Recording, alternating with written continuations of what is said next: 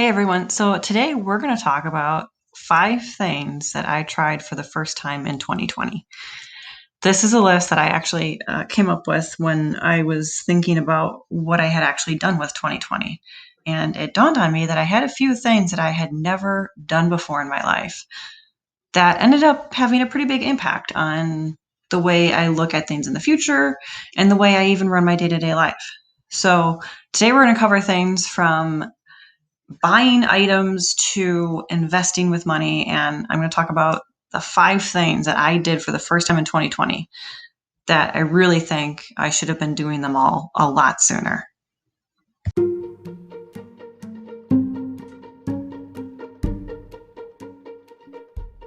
Building a real estate portfolio is as much about buying properties as being a de facto entrepreneur.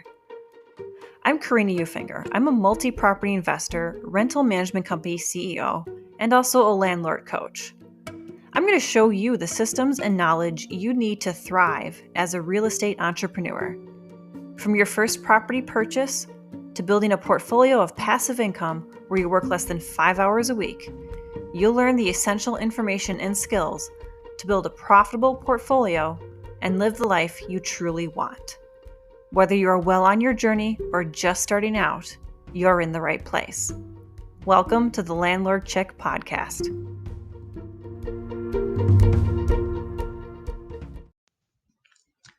All right, I know 2020 was not exactly the year that any of us planned or hoped for. For many of us, it's maybe even that year that we're trying to forget. When I was looking back on it on New Year's Eve, I realized that there were some things to be proud of in 2020. And despite all of the craziness, there were actually some things that I did for the first time in 2020. I'm a person who loves new experiences and trying new things to a certain extent. I'm not someone who likes to be sort of in a routine or stuck in habits. I like to experiment. So when I looked back on 2020 and I realized that through the shit show that this was, I had still done some pretty cool things for the first time. I decided this needed to be a podcast. So I'm going to dive into my list of 5 things that I did for the first time in 2020. And I think you're going to be pretty surprised at some of the things I've never done and some of the things you didn't know were a really good idea. So for starters, I bought stamps for the first time at the USPS website. Now, if you're not listening to this in America, if you're listening to this from the UK, my apologies, because this one is probably not going to be that applicable to you because your post office or your postal service works differently than ours. But at least for us here in the United States, buying stamps is this abysmal process. I feel like on the list of things that we don't look forward to, it's filing our taxes, probably going to the dentist, and then third is buying stamps because it just is this time warp at the post office. So, funny story, I didn't actually go to the USPS website to buy stamps. I actually went there to look up a zip code for a card I was sending. A misclick and a slow internet connection led me to not only the stamp store, but accidentally putting something in my cart. It had honestly never dawned on me before to go to the USPS website to buy stamps. I guess I just assumed in my head that the shipping and handling costs were not going to be worth it at all, so I should just continue to do what I'm doing. And I legit never looked into it. And this does sort of astound me now that I look back on it because I've really embraced online shopping and different modes of shopping, like curbside pickup and stuff for 2 years now. So the fact that I had never thought about doing this with stamps really kind of amazed me. Now, I know we all generally think okay, we can go to the post office or we can go to Walgreens and we can get stamps. Walgreens is sort of a hit or miss. It's convenient in the sense of that whole there's usually a Walgreens at every corner. But yeah, Walgreens can be just as busy as a post office, standing in line, or sometimes more busy. So it's not necessarily as much of a better solution as we may have thought it would be. So anyway, back to my little escapade at USPS.com. So for the heck of it, I added additional stamps to my cart. I got to the point of about 60 stamps because normally when I go into the post office, I buy between 40 and 60 just so I'm set and not going there in another 3 or 4 weeks or something. So I put that amount in the cart, and then of course I had to check out what the shipping and handling was going to be. Now I expected the shipping and handling to be $7, $8. When I saw the $1.60 charge, that was the shipping and handling for my 60 stamps, I began seriously evaluating my life choices. Because why in the heck was I standing in line at the post office or even driving to the post office or Walgreens to get stamps when the post office would mail them to me for less than $2? This was like mind blowing to me. It was like game changing, like life altering. Like, seriously? Because between the gas, the drive time, and the wasted productivity time standing in line, I'm very certain that the $2 is worth it. Now, if you're someone who's thinking, I don't buy 60 stamps except for at Christmas time when I send out Christmas cards, I maybe use at 12 the rest of the year. I experimented with a smaller cart. So after I made my 60 purchase, I put about like 20 stamps in the cart. The shipping and handling for the 20 stamps was going to be $1.80. So again, I still think it is seriously worth going to USPS.com and buying your stamps. Sure, maybe it's not going to make sense if you're buying less than probably 5, because your stamps are going to be like, what, maybe $5 and your shipping handling is going to be $1.80. Yeah, maybe it's a horse apiece sending you make or call. But if you're buying anything more than 5 stamps, you seriously need to be just going to the USPS website and buying your stamps. For me, there was the added benefit because I love buying crazy stamps. I'm not someone who stands in line and says, give me 40 flag stamps like my dad and calls it a day. I'm the person in line who's looking at all the cool things up on the wall that they say they have and asking for, 20 frogs and 15 spooky cats. I'm totally that person. So going to the USPS website and having a plethora of choices for my stamps was like heaven for me. It's the one thing that I truly enjoy shopping for, and I don't know why. Like, generally, I'm not that big of a fan of shopping, but I like picking out stamps. So USPS.com was amazing for me in that way because these are a lot of stamp designs I've never had access to before. Item number 2 I tried in 2020 that I know I am seriously late to the party on this. I've actually never listened to an audiobook before 2020. Hand to God, I have never done that before 2020. And if you've been listening to me long enough or following me on Instagram, you know I'm an avid reader. And I often talk to friends or colleagues who listen to audiobooks while they're working out or cleaning their house or mowing the lawn. My brother even, he gets his listening going to and from work, and it's the only time that he has to read because he has 3 beautiful daughters at home that require his attention. So I finally decided to give it a try this year. Generally, I'm not a fan. Now, let me say this. If you are an audiobook person and you hear my story and you're like, you're totally doing this wrong, please hit me up on Instagram at landlordchick and tell me what I'm doing wrong. Because if there's a way to make this work for me, I would truly love to. Maybe it's because of the way my brain processes and thinks, but I found myself not actively listening to the book. It was just playing, and sure, I was hearing the words, but I wasn't processing them. This is sort of the feeling that I get sometimes when I'm reading a physical book, and maybe I find myself reading the same page like 3 times because I'm distracted. Or occasionally, not too often, I might read it, pick it back up a couple days later, get a few chapters later, and find out I totally missed some part of the plot or something. But what I found with audiobooks was that this was happening more frequently for me. The first book I tried was one of my classic literature books that I never read before. I'm a huge classic literature fan. I'm sure you guys know that by now.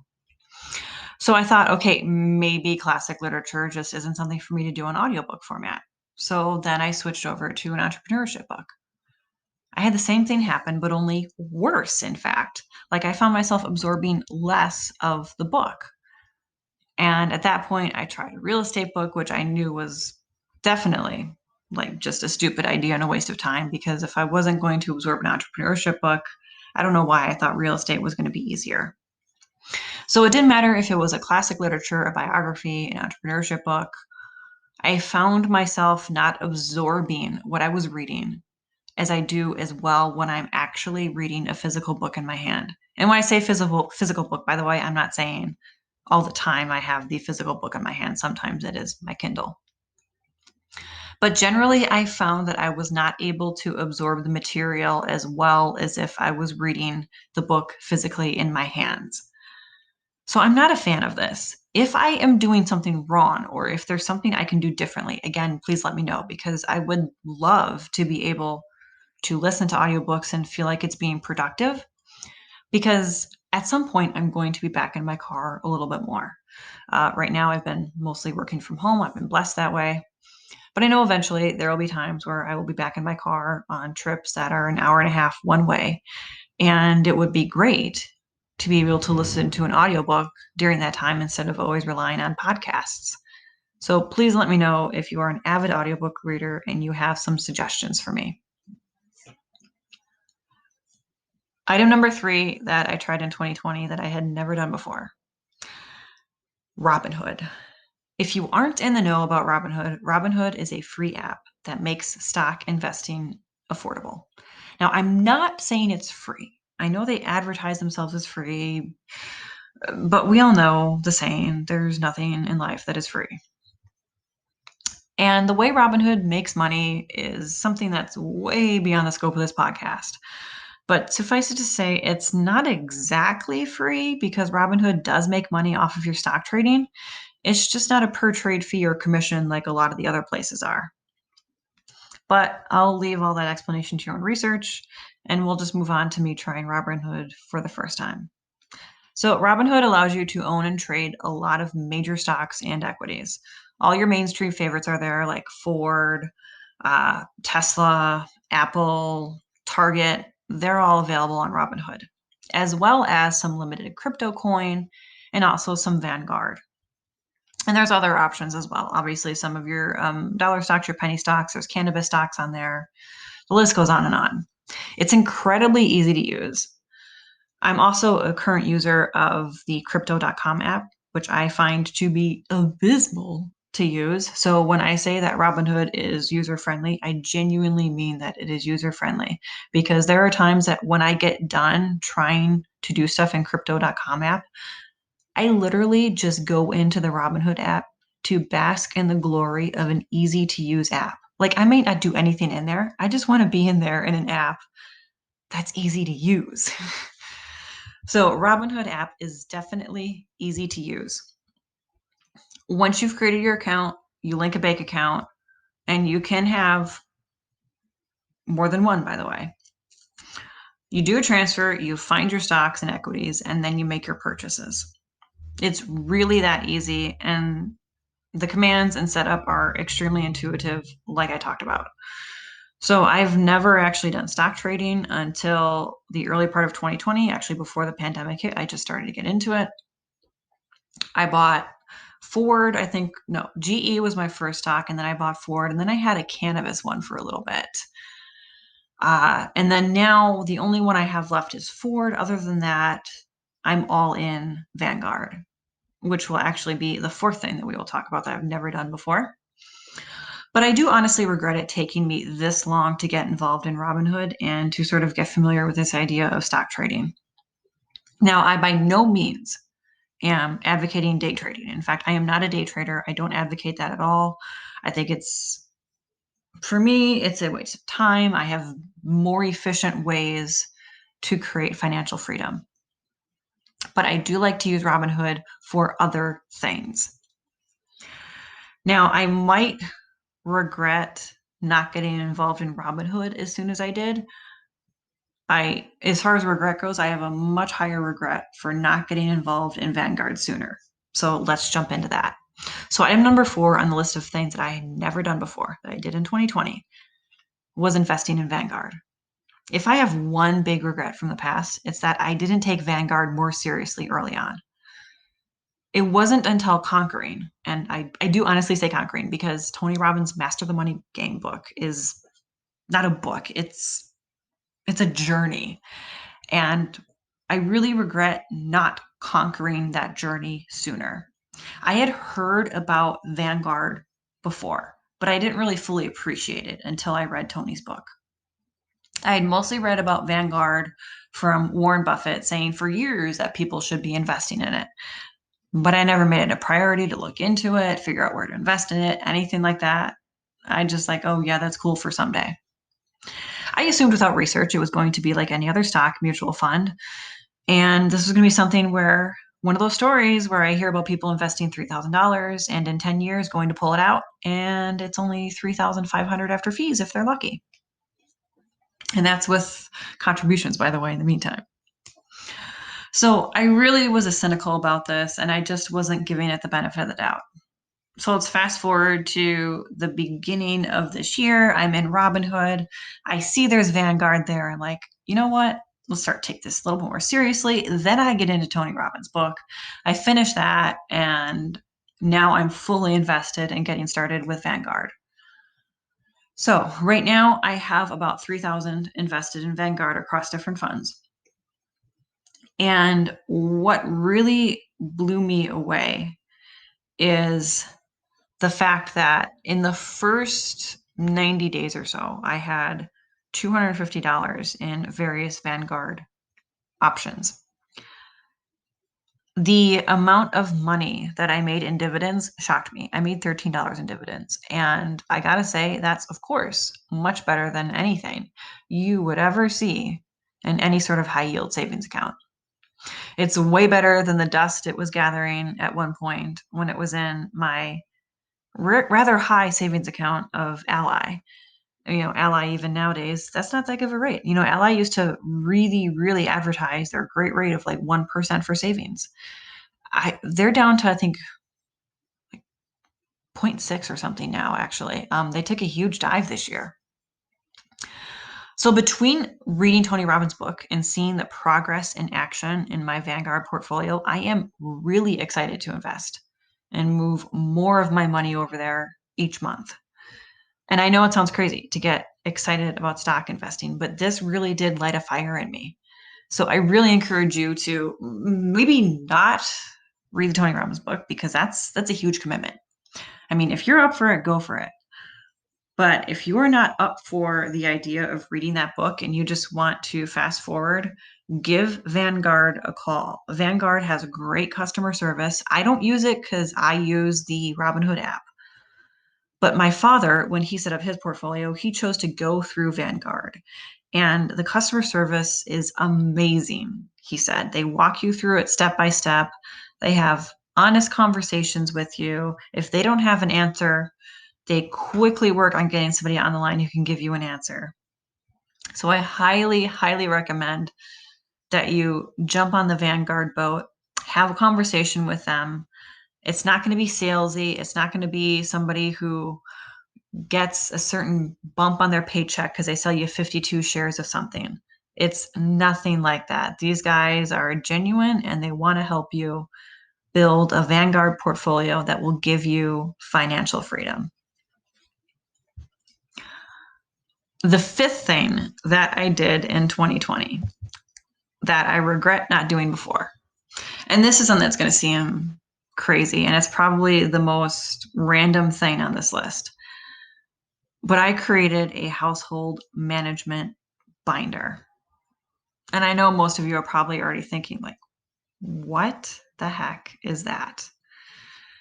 So this is probably the most boring thing I've done this year, but it's also the most helpful thing as far as my mind goes. I sat down and I created this house management binder. Now, if you are a history buff like me, you might sort of know about the fact that ladies in the Victorian era, so 1860s up until like the 1920s, when they consider themselves homemakers in the sense of running a home, they used household management binders. And in it, they had a master schedule. They had a master schedule for when they would get certain things done in the home. So when the chimney sweep would come, when they would need to order certain meats and stuff from the butcher. It was this like master binder to help them keep control of running their household. So I sat down, and this did take multiple times, by the way. This certainly wasn't a one-shot deal, but I sat down multiple times and I created a binder that now helps me run my modern home efficiently. And I did take a few chapters out of the book from the Civil War women. So I created a weekly schedule for when things get done. what days I get the mail, what days I clean out the fridge, when I do laundry. I also then created a list of 75 recipes with notations on cookbooks and page numbers so that anytime I was meal planning, I didn't have to go through cookbooks and like page through them all the time, or I wasn't finding myself suddenly cooking the same like 15 recipes, rotating them out all the time. I had a list of 75 recipes and I went through and I just picked them. And I made sure I picked a variety because I had them quickly in front of me. It was so easy to do. I created a year calendar where I assign quarterly and semi-annual tasks to a specific month. So things like changing the smoke detector batteries, things like getting a chimney sweep out to sweep my chimney, cleaning out my garage. Those are all things that are now in this binder and are assigned a certain month.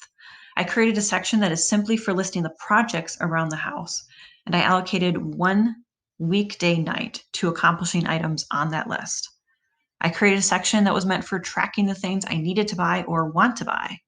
It's not a grocery list, but it's a hey, when you get a good deal on this list. So maybe it's bed sheets because mine are starting to look like they're straight out of the Hunger Games, or a new pantry organization because I swear my niece would get lost in my pantry if I asked her to pull something out. So I have a list of projects and I have a list of things to buy. And creating this household management binder, those 5 sections, has made a huge difference in how cluttered my head feels. My head feels so much less stressed. It feels less overloaded.